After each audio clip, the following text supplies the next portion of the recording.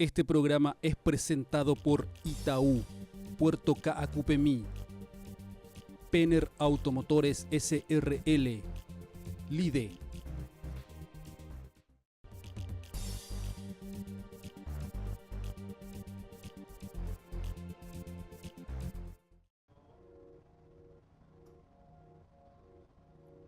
Muy buenas noches. La semana ha sido muy intensa en un debate sobre el tema tributario que había arrancado con una decisión del Senado Nacional de una aprobación en general a un impuesto a la soja de 15%. Este impuesto a la soja era básicamente un impuesto que se iba a cobrar a la exportación, es decir, directamente sobre el precio o directamente sobre la facturación y no sobre la renta, como son otros casos.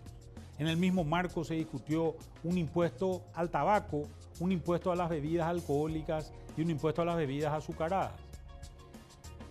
Si bien esta discusión fue postergada para el mes de marzo para que el Ministerio de Hacienda presente una propuesta integral de reforma, queremos en el programa de hoy entrar a una discusión en general tributaria sobre qué es lo que esperamos de un impuesto y qué es lo que queremos que ocurra con un impuesto y cómo impactaría un impuesto a la soja en el caso paraguayo. Quédense con nosotros para esta discusión muy interesante sobre el tema tributario en la noche de hoy.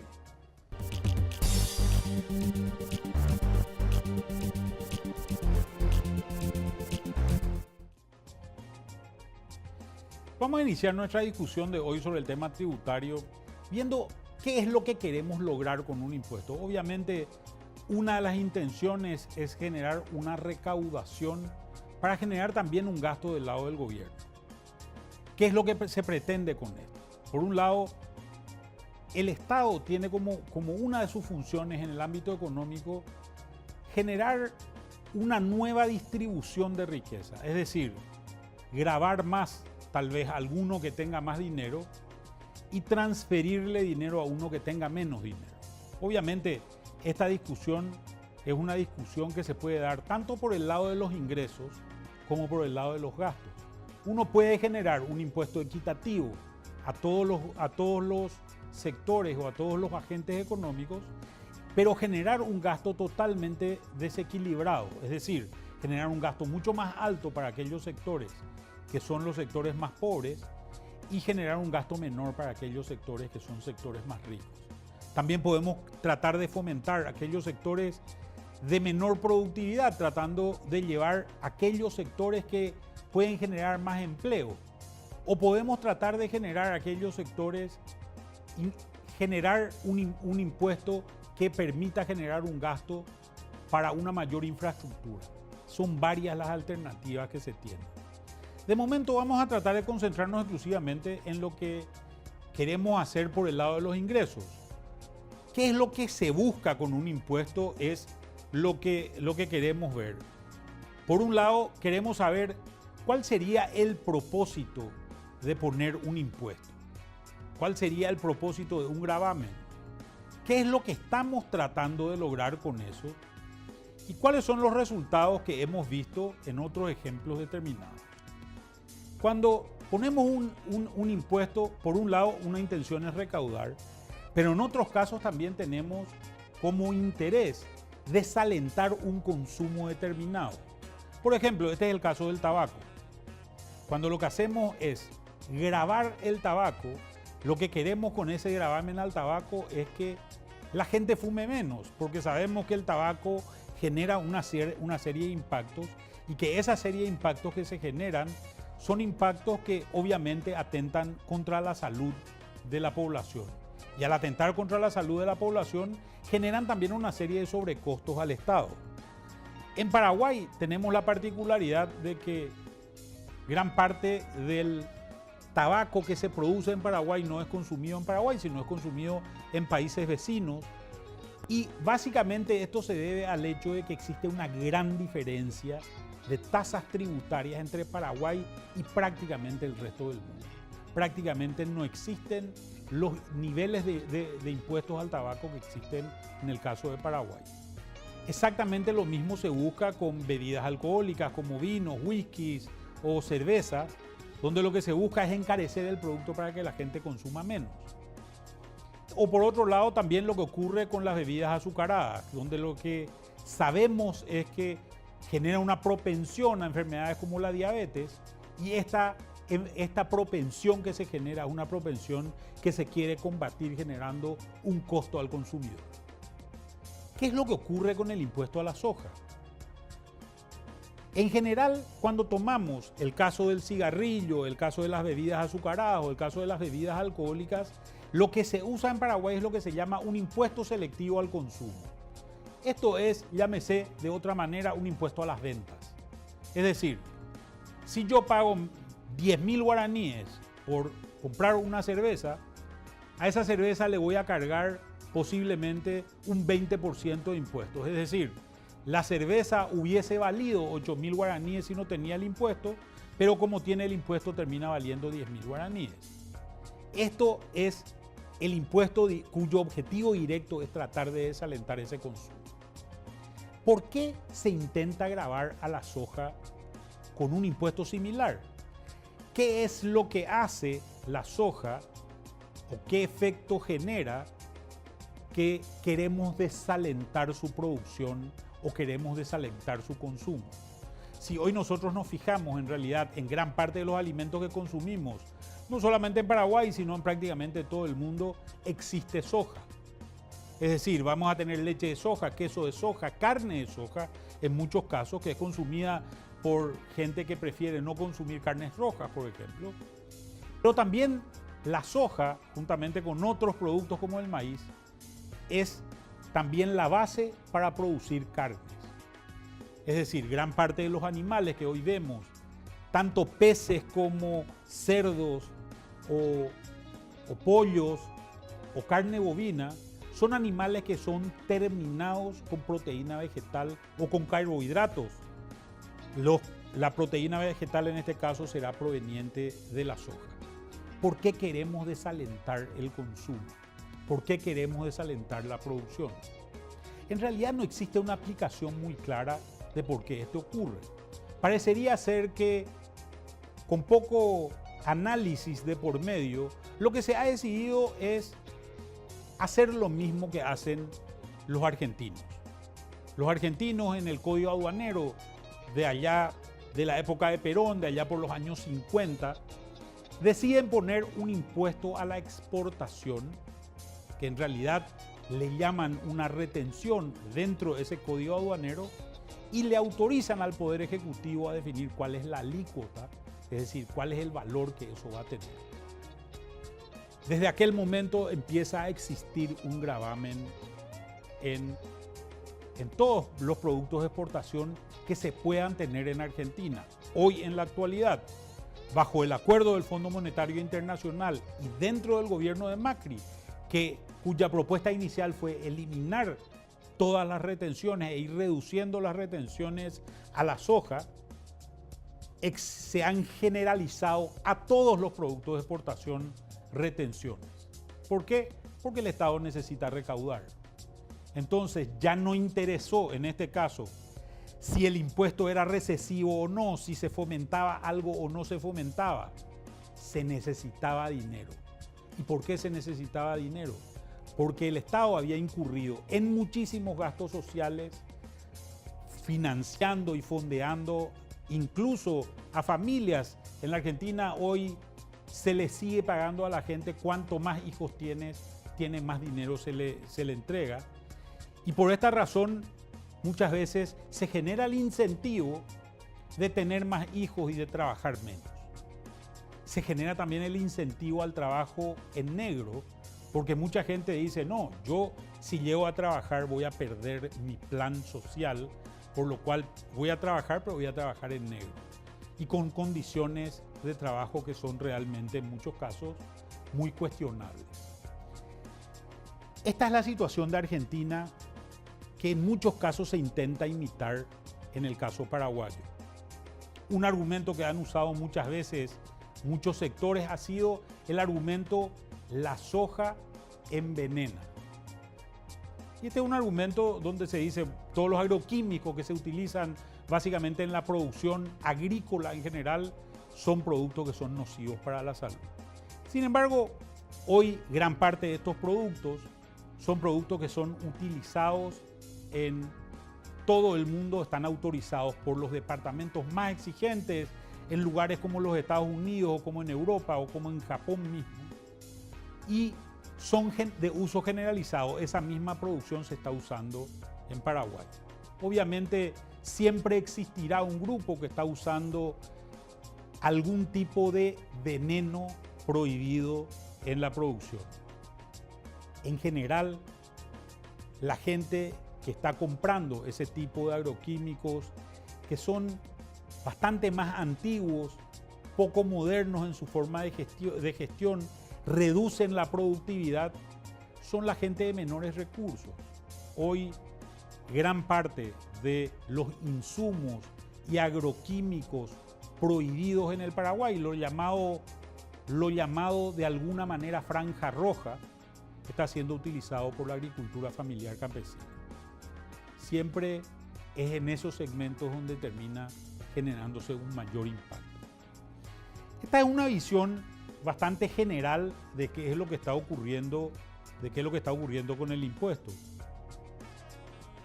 La soja, existen obviamente gente que dice que poluye, gente que dice que envenena, gente que dice que genera malformaciones, pero no hay ninguna comprobación científica al respecto. Es más, gran parte de las comprobaciones científicas han generado una posición contraria a él. Y yo creo que para muestra vale un botón. Gran parte de las aplicaciones que se hacen de agroquímicos en el Paraguay se hacen con tractores o con máquinas fumigadoras. Y esas máquinas fumigadoras están manejadas por una serie de personas cuyos niveles de mortandad son exactamente iguales a los niveles de mortalidad que existen en cualquier otro grupo humano que existe en el Paraguay. Debería ser muchísimo más alto en aquellos que están mucho más en contacto con estos supuestos venenos. Vamos a ir a una pausa y vamos a seguir con nuestra discusión, focalizándonos mucho más en el impuesto a la soja y en qué es lo que se pretende con este impuesto dentro de la situación de ingresos del gobierno.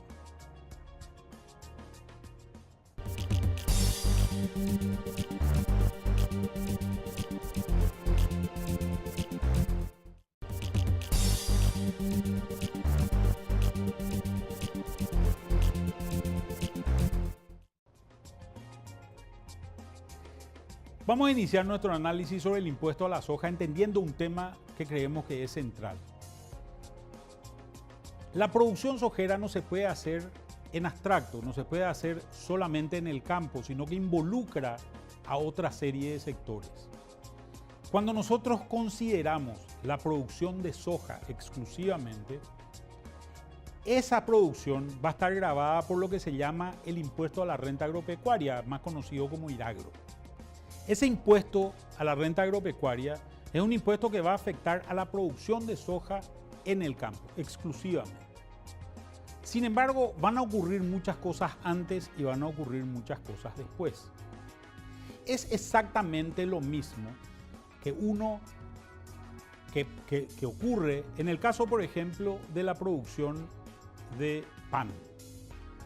Si tomamos como ejemplo la producción de pan, vamos a tener que el pan nace de una harina, que esa harina es producida a partir de un trigo que fue cultivado en algún lugar, y esta harina es producida por un molino.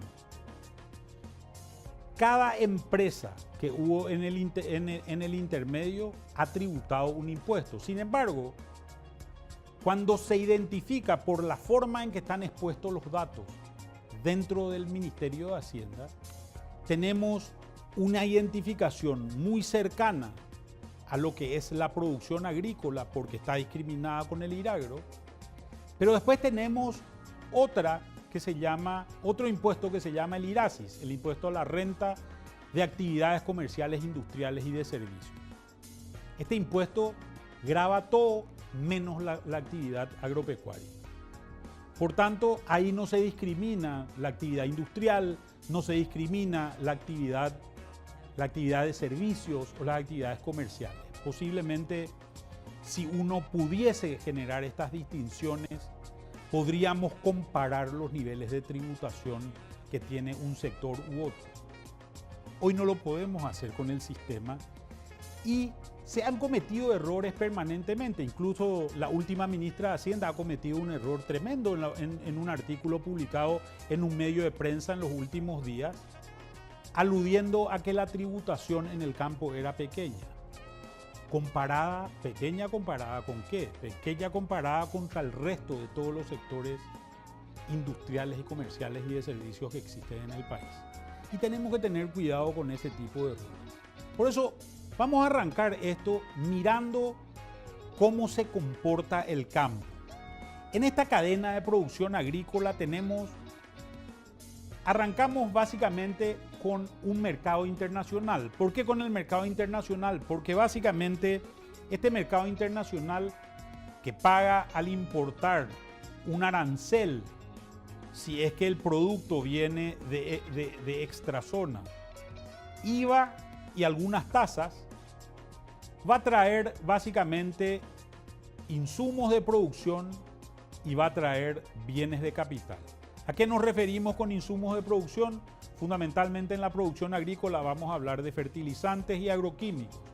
Paraguay no produce estos productos. Los fertilizantes más importantes normalmente son lo que se llaman macronutrientes, nitrógeno, fósforo y potasio. Paraguay no tiene la producción de ninguno de estos productos, por tanto tiene que importarlos.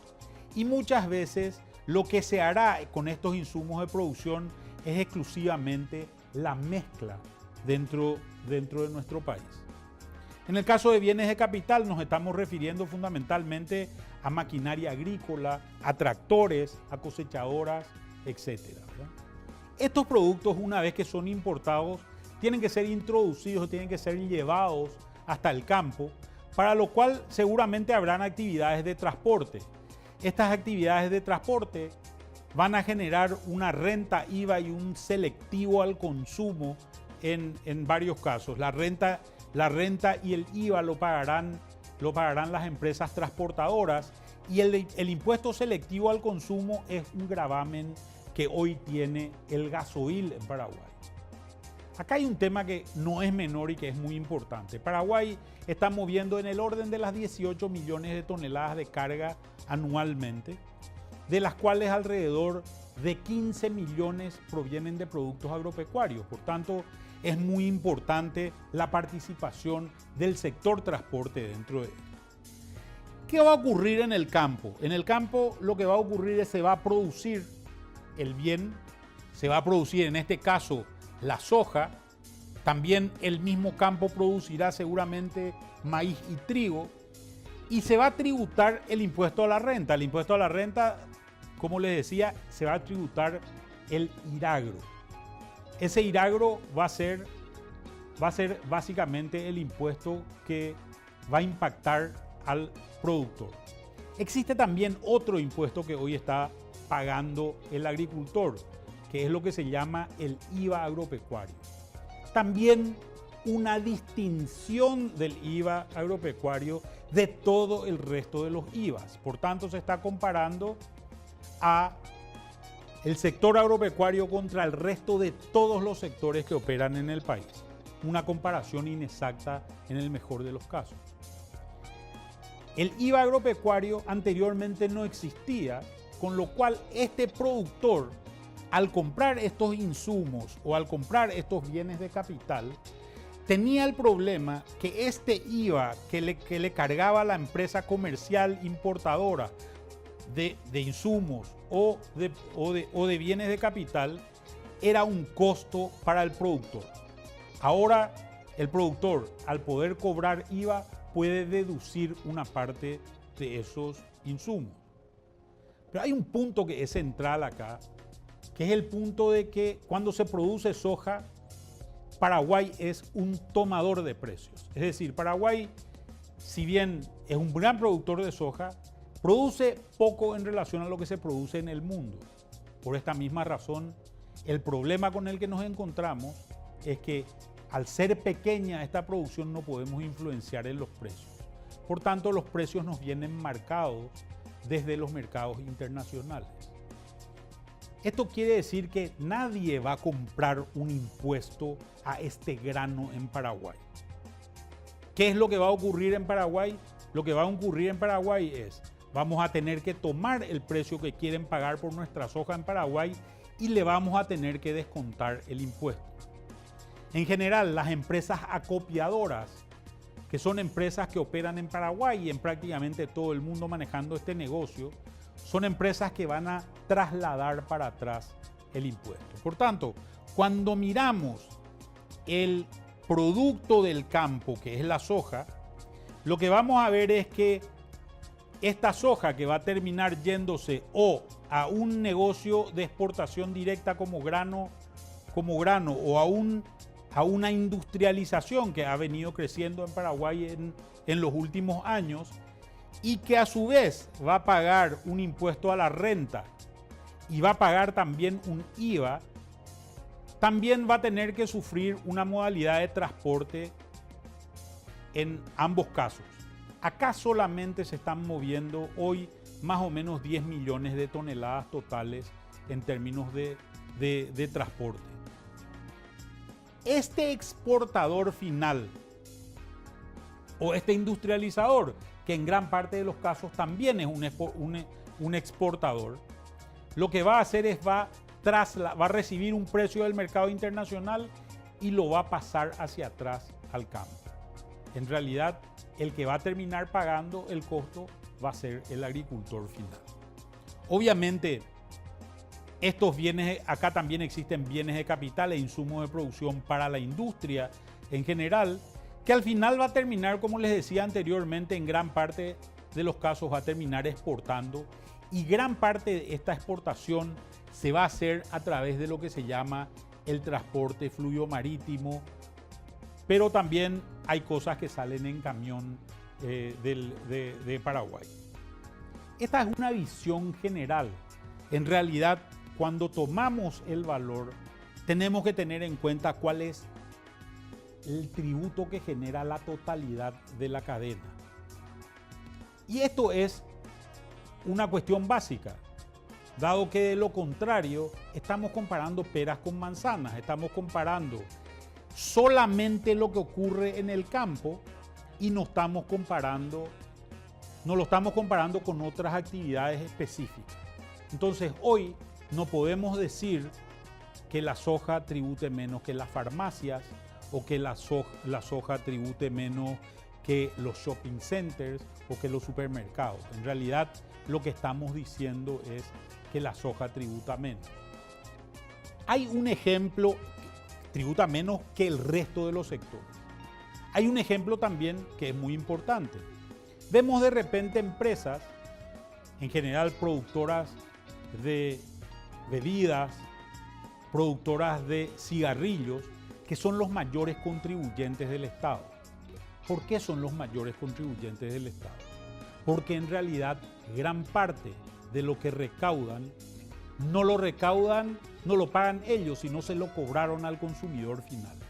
Como les decía anteriormente, una empresa que vende cigarrillos va a tener un impuesto selectivo al consumo que lo va a pagar el consumidor final, y lo que va a hacer la empresa productora de cigarrillos es tomar ese dinero y traspasárselo al Ministerio de Hacienda.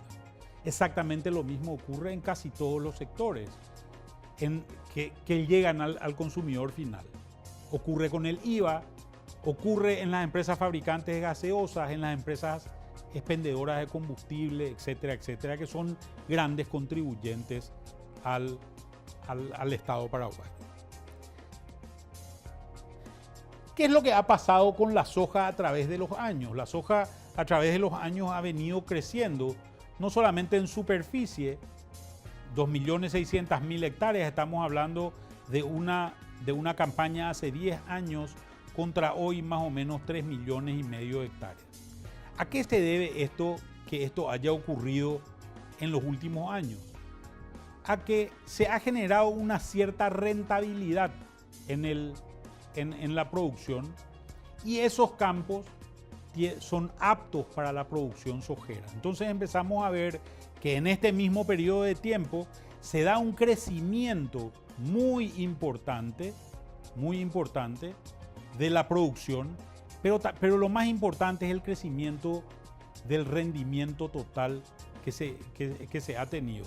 Hemos pasado de valores en años normales como el año 2007-2008 de 2.200 kilos por hectárea a valores que hoy están un poco más bajos que los del año pasado, pero están en casi 3.000 kilogramos por hectárea totales.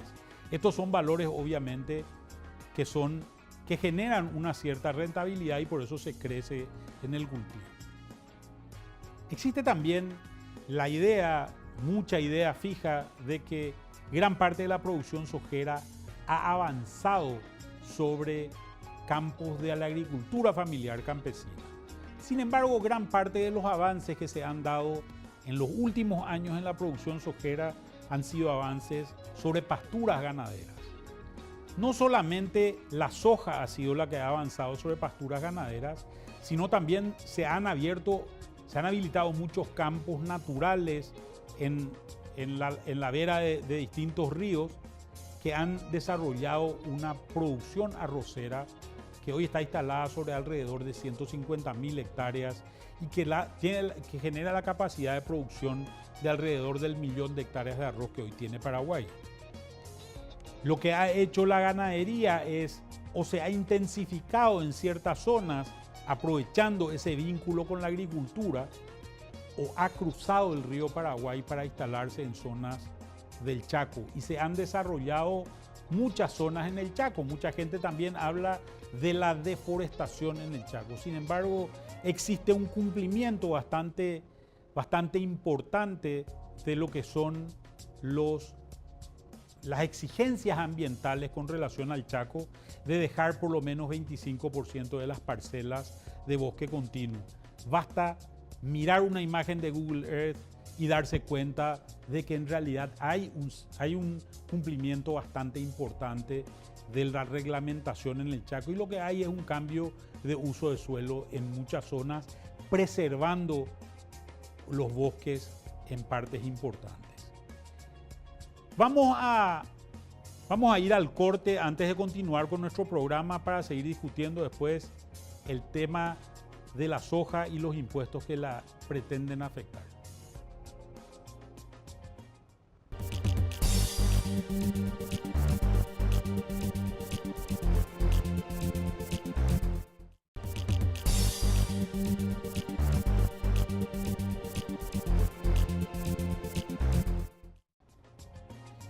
Como decíamos anteriormente, el caso de Paraguay es un caso bastante peculiar. Paraguay es un gran productor de soja, pero detrás de productores que son muchísimo más grandes.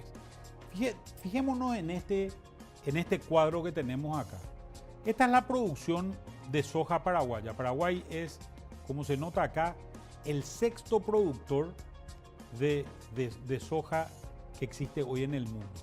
Pero produce solamente el 2,7% del total de soja que se produce en el mundo. Sin embargo, cuando tomamos el caso de la exportación, vamos a ver que al exportar más o menos 5,9 millones de toneladas, exportamos más o menos el 3,7. En el caso del aceite, estamos exportando alrededor de 700.000 toneladas, produciendo alrededor de 700.000, somos el noveno productor con el 1,3%, pero somos el quinto en exportación porque exportamos la totalidad de lo que producimos y representamos el 6,4%.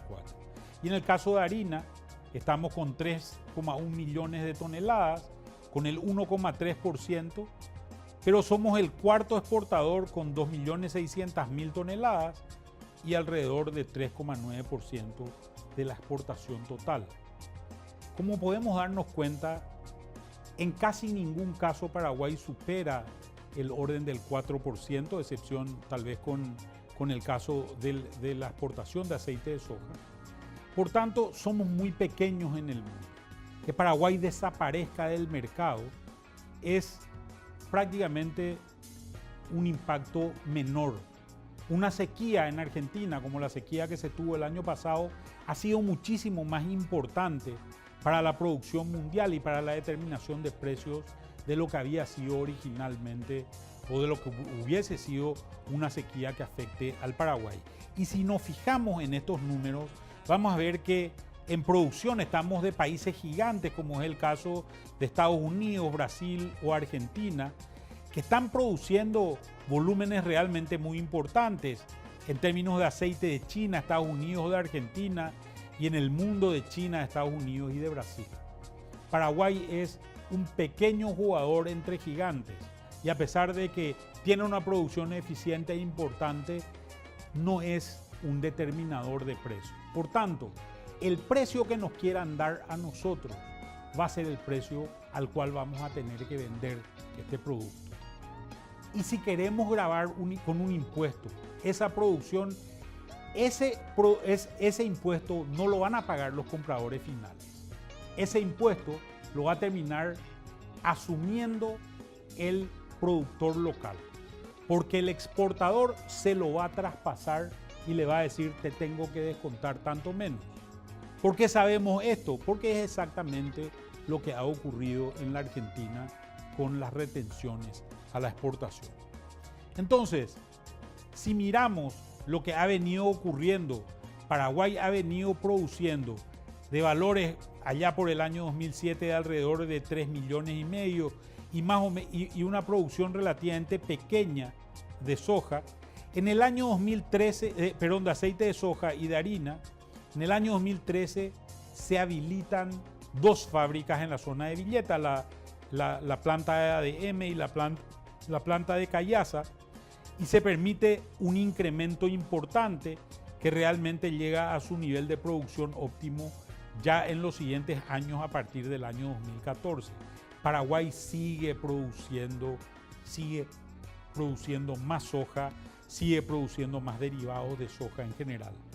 Paraguay es un país que no podría consumir todo esto y tiene una habilidad que pocos países tienen.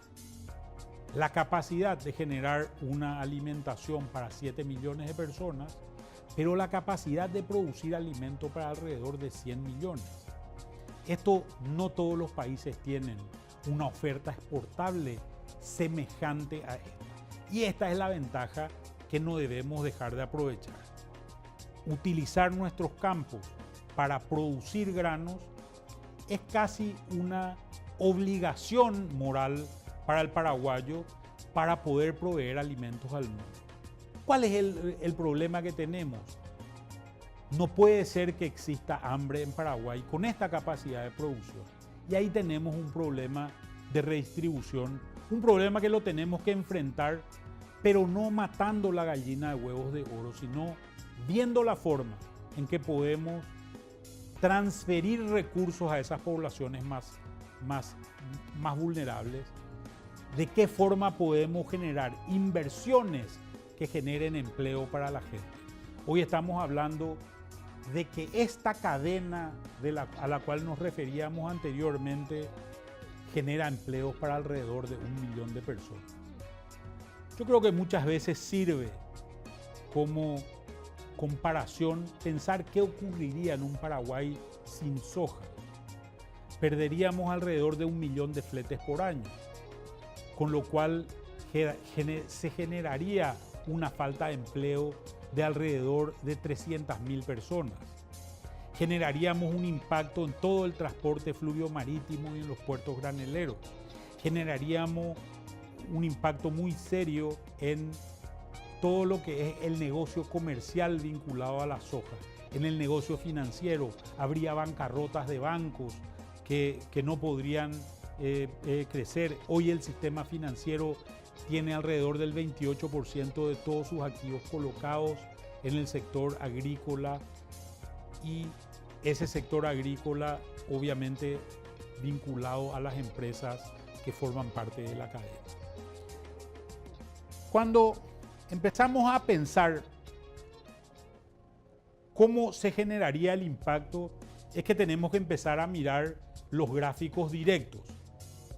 Este es el caso del rendimiento esperado de soja para este año. Tenemos costos que hoy están más o menos, incluyendo labores, semillas, agroquímicos, fertilizantes, en alrededor de $506 por hectárea. Este costo se mantendría invariable en el caso de que exista un impuesto. El precio de Chicago está más o menos en 330 y los gastos de comercialización y premios están en 44. Hay un IVA del 5% de 14, una retención del 30% de otros 4, que generan en una totalidad un precio del productor al campo de alrededor de 2.67. Si existiese un impuesto a la exportación de granos, lo que tendríamos es un gravamen del 15% sobre este valor de $330, que nos daría $43 por tonelada. Esto haría que el precio para el productor baje a $225. El rinde de equilibrio es el rinde al cual uno empata todos estos gastos de 506 que generó inicialmente, que hoy está más o menos en 1.900 kilos por hectárea, pasaría a alrededor de 2.250 kilos por hectárea. Si tenemos un rendimiento esperado de 2.940, que es el promedio que se ha tenido en los últimos 5 años, ese promedio se mantendría, el margen pasaría de $280 a alrededor de $150 para el productor. En otras palabras, esto sería similar a un impuesto a la renta del orden del 50%, cuando que todos los gravámenes que existen en Paraguay son gravámenes de alrededor del 10%, con algunas deducciones que se puedan hacer, sobre todo en el caso del IRASIS. En este caso estaríamos gravando a la producción agrícola con 50%. Y la pregunta es el por qué. ¿Por qué queremos hacer esto? Y existe un elemento que no es menor. Si nosotros miramos este cuadro, nos vamos a dar cuenta de una situación importante. Cuando la agricultura está expuesta a factores climáticos, este número de $2.940 kilos por hectárea, es un número que se puede realizar en un buen año. Sin embargo, en la cosecha del año 2009 o en la cosecha del año 2012, hemos visto que estos números, que se encuentran en casi 3.000, han bajado a nivel de promedio nacional a 1.500. Y fijémonos en un elemento que es muy interesante. Si el número bajase a 1.500, dado que el punto de equilibrio es de 2.254 y este número de abajo sería 1.500, acá generaríamos una pérdida. Sin embargo, el impuesto se mantendría invariable, seguiría siendo de 43.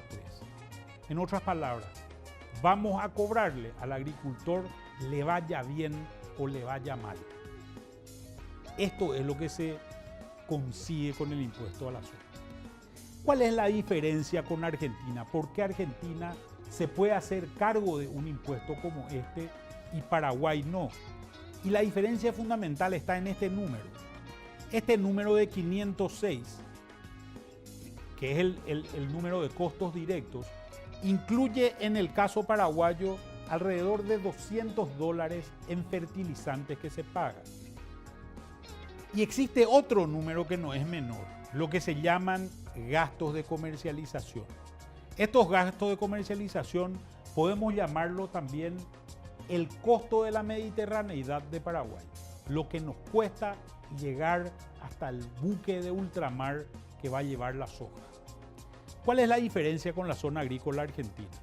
La zona agrícola argentina es una zona más fértil que nuestra zona agrícola, no necesita prácticamente de fertilizantes, con lo cual el costo se reduce a la mitad y los rendimientos promedio son rendimientos más elevados que los paraguayos. Un segundo elemento que es importante es su distancia hasta el buque de ultramar. Nosotros, para llegar a un buque de ultramar, lo que tenemos que hacer es suponiendo que se salga de zonas de Alto Paraná, un camión debe transitar hasta un puerto de río sobre el río Paraguay alrededor de 300 kilómetros y de ahí bajar alrededor de 1000 kilómetros hasta llegar a los puertos de la zona de Rosario, que es donde pueden llegar los buques de ultramar.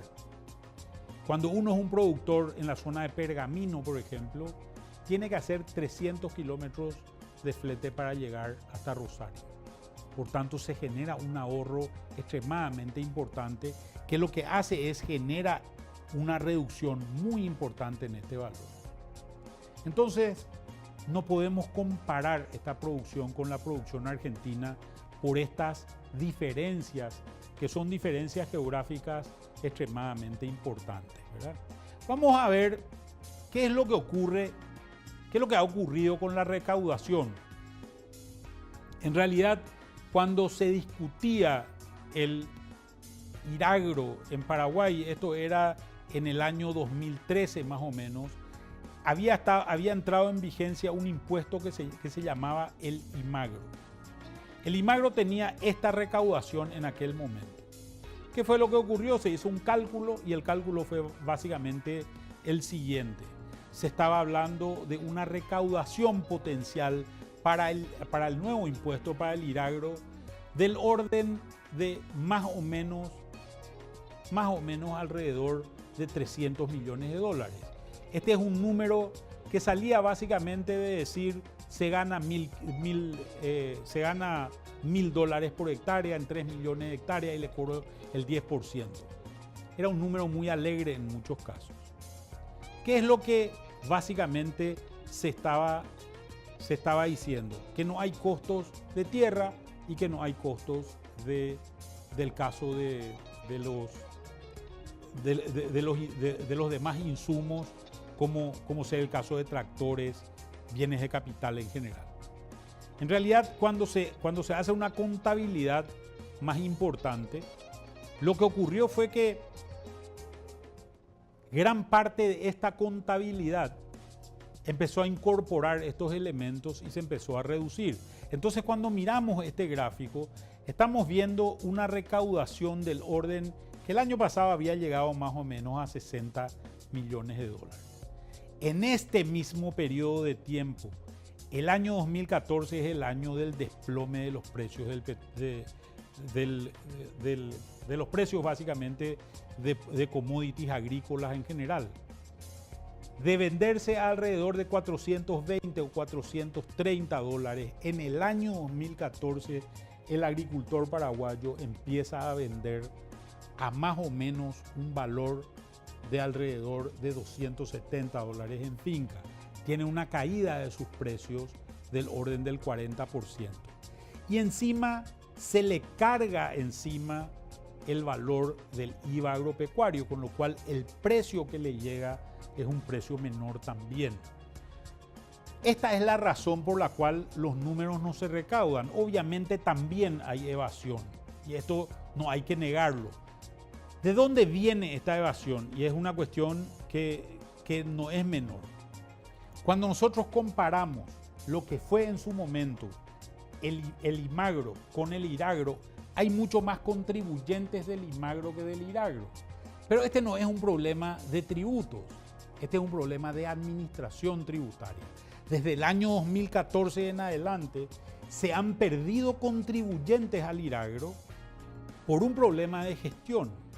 Todos sabemos los problemas de gestión que hubieron en la administración tributaria durante el gobierno Cartes, donde se han generado, más allá de las subas tributarias que hubieron, muchas deficiencias recaudadoras. El gobierno de Cartes ha sido el gobierno posiblemente que más impuestos tuvo a su favor para poder hacer su gestión. Entonces, ha generado, acá hay un problema de recaudación tributaria, hay un problema de administración tributaria que es el que tenemos que encarar. Lo que muchas veces escuchamos, que gente dice que paguen todos. Vamos al último corte y después vamos a las conclusiones finales de nuestro programa de esta noche.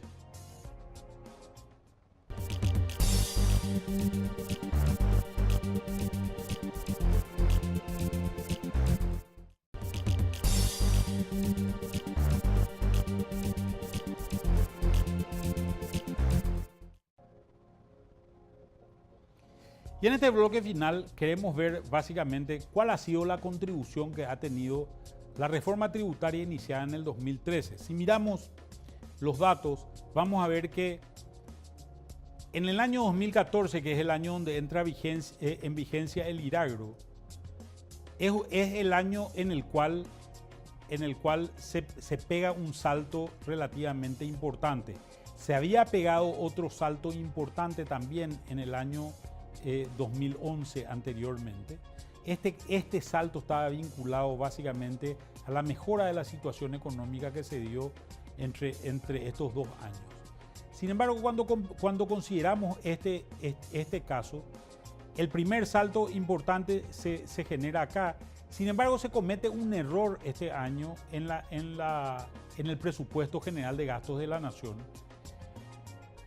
El impuesto al valor agregado agropecuario, el IVA agropecuario, como sale en la ley al final, dice que básicamente va a tener una devolución al exportador del 50%, o sea, de ese 5%, 2,5% se le va a devolver al importador.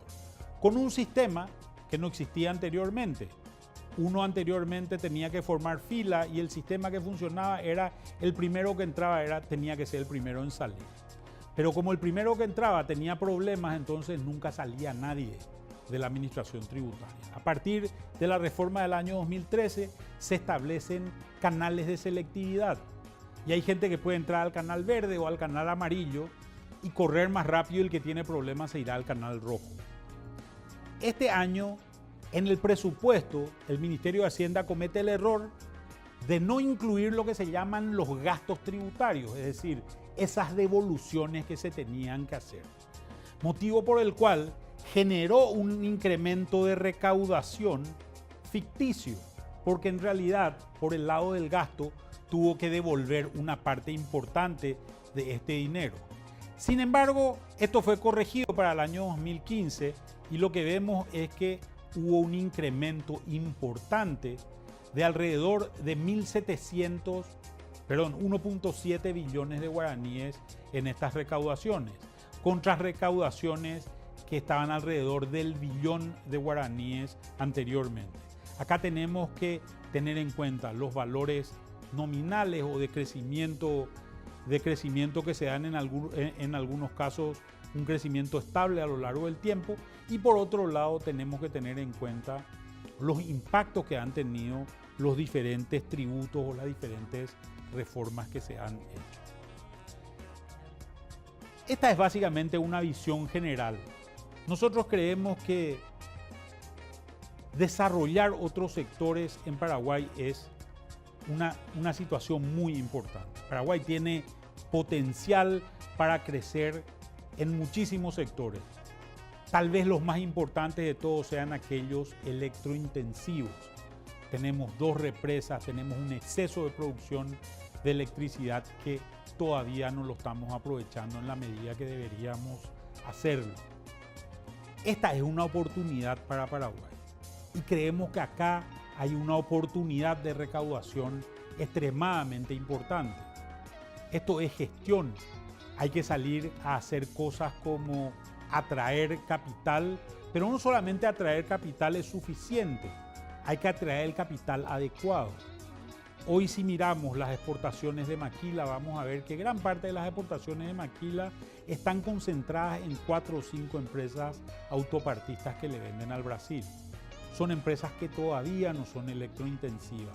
Necesitamos concentrarlas en algún parque industrial y con esto generar una nueva recaudación para el gobierno. Es absurdo plantearse en este momento una situación en la cual nosotros lo que hagamos sea matar la gallina de huevos de oro, aquella que nos está dando de comer, aquella que no solamente alimenta al Estado paraguayo, sino aquella que genera suficientes cantidades de empleos para los paraguayos. Este es uno de los sectores más empleadores de la economía. Y creemos también que en el marco de una discusión tributaria es estrictamente necesario una discusión sobre el gasto. El paraguayo está enojado con la forma en que su gobierno y su Estado gasta. Porque gasta mal, hemos visto de todo. Hemos visto niñeras de oro, hemos visto novias que se pasean pagadas por los contribuyentes y creemos que este tipo de cosas no pueden seguirse permitiendo. Estos son los gastos de corrupción, pero también se han generado miles de ineficiencias. Si hablamos del gasto, ha habido un crecimiento importantísimo de la planilla salarial del Estado. Se le dio trabajo en el Estado a aquel que no necesitaba, se le dio más ingresos. Hoy un trabajador promedio del sector público gana el doble que un trabajador promedio del sector privado. Es hora que empecemos a cambiar estas realidades, porque todas estas realidades son las que permiten realmente generar un impacto en la economía. La plata no le está llegando al más pobre, la plata le está llegando hoy al amigo del político. Y este tipo de cosas son las cosas que son preocupantes. Muchas gracias por estar con nosotros esta noche y nos vemos la semana que viene.